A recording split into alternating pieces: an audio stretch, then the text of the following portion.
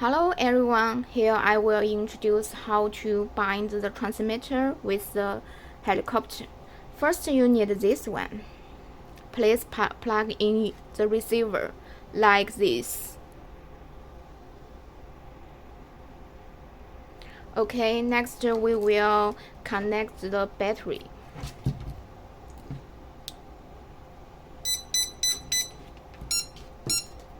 Power on your transmitter.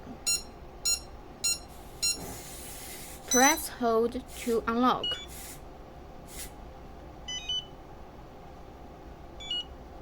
Click here, RX bind. That is okay. Plug out this one.